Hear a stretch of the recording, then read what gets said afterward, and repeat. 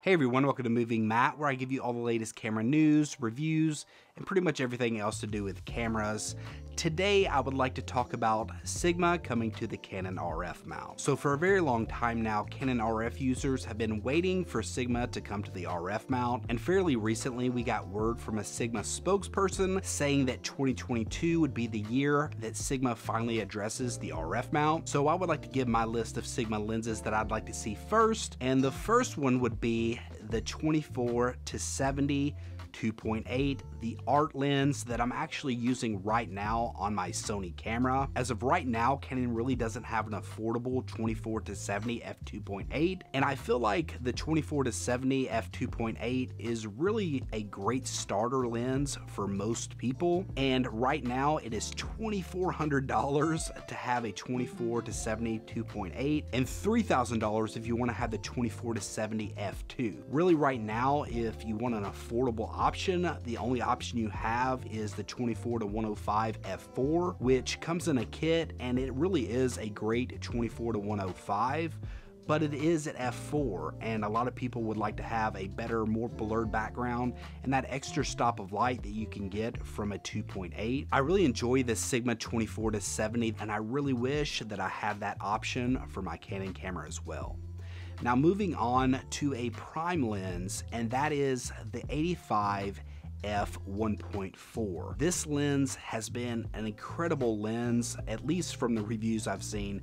Admittedly, I have not used this lens, but if I was going to do high-end portraits, that would be the lens that I would be getting for my Sony camera. From all accounts, from Manny Ortiz and Gerald Poland and other people that I've seen give reviews on this lens, it seems to be excellent and really is the best portrait lens that Sony has to offer at this point, especially considering the budget that Sigma offers. And Canon could really use that as well. Right now, if you want to go for the Canon RF equivalent, it is a 1.2, which is great, but it comes in at $2,600 or $3,000 if you want to get the defocus, which basically smooths out the background, giving better bokeh. I've heard it both ways. Tone. So right now, that is really the only option that is out there for high-end portrait photography. Now I've done a review of the 85 f2, which is a macro lens, and I really enjoy that lens overall, and I think it is a great value and probably good enough for 90% of photographers out there. But it definitely lacks the quality feel that you get in a higher end lens, and it is only at f2, and I would love to see like an f1.4 option for the RF mount. I think there is a Samyang option, but generally speaking, I really like Sigma, and I would like to see that focal length come to the RF mount. Moving on is a Sigma lens that really doesn't have an equivalent even on the Sony E-mount, so if they could make one for the Sony E-mount, that would be great too. But I would love to see a 16-35 f2.8. That is a lens that I think is in dire need, not only for Canon, but also for Sony. Right now, if you want a 16-35, well, you can get a 15-35. I love my RF 15-35. It's actually right here. I'll go get it. But again, it is very expensive and well worth it in my mind, considering the use that I've gotten out of it. But I would love to see a more affordable option, not only for Canon, but also for the Sony E-mount. So I'm hoping and crossing my fingers that maybe Sigma will come out with something like that. I know that they have an 18-35 that they had on the EF mount. I maybe would settle for that. I would prefer not to. Give us a 16-35 and make it more reasonable than this 15-35 that Canon has. I think a lot of people would be down for that, so make it happen. But while we are on the wide end of things, I would love to see a 20mm f1.4. One thing that is a little hard with a wide end lens is to get really clean, nice bokeh, but I think that a 1.4 could really get the job done, and it would be very great for very narcissistic vloggers like myself who really don't care what you see in the background.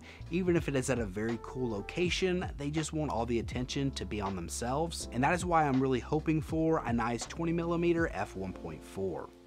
Moving on to my final lens that is on my wish list, and that is a Sigma 135 f1.8. So right now, Canon does have a patent out for a 1.4 135, which would be absolutely insane, but I'm sure it's going to come with an absolutely insane price tag as well. So I would really like to see a 135 f1.8 from Sigma to really offer at least a semi-budget lens in that same focal length. That is a great focal length if you want to make a background look absolutely huge to your subject. And also at 135, really a 1.8 is excellent. You're going to get great blurred background with a 135 at 1.8. To me, 1.4 is a bit of an overkill, and especially for what Canon is likely to ask for that lens. I would love to see Sigma come out with something like that. So fingers crossed that they will. But that is just my wish list of Sigma lenses that I would like to see come to the RF mount. Drop in the comment section below and give me your wish list. Do you agree with any of my picks? Do you have completely different picks? Do you even think that Sigma is really going to come to the RF mount in 2022? Or do you think that's a little bit of wishful thinking on Sigma's part? Let me know all that in the comments below. And if you've liked this video, be sure to give it a thumbs up and consider subscribing. Until next time. Peace.